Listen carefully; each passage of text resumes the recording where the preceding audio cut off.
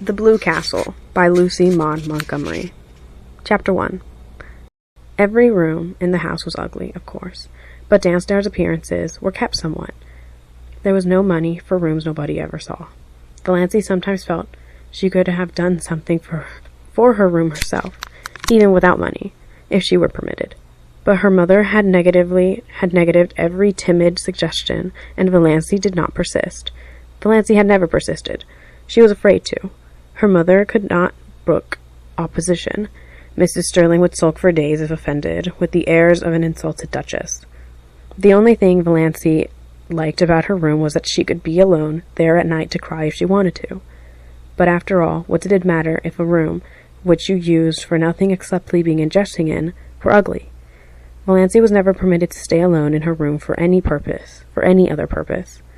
People who wanted to be alone, so Mrs. Frederick Sterling and Cousin Stickles believed, could only want to be alone for some sinister purpose. But her room in the Blue Castle was everything a room should be.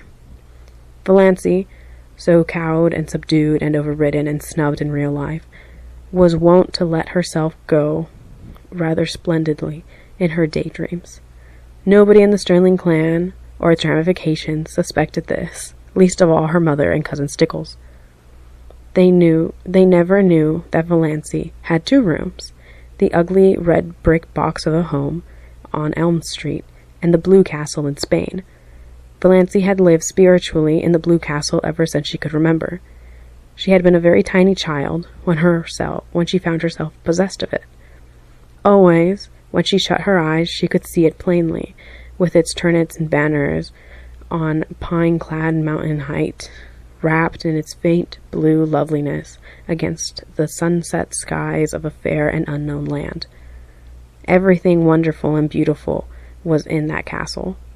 Jewels that queens might have worn, robes of moonlight and fire, couches of roses and gold, long flights of shallow marble steps with great white urns, and with slender, mist-clad maidens going up and down them, courts, marble-pillared, with shimmering fountains fell and nightingales sang among the myrtles, halls of mirrors that reflected only handsome knights and lovely women, herself the loveliest of all, for whose glance men died.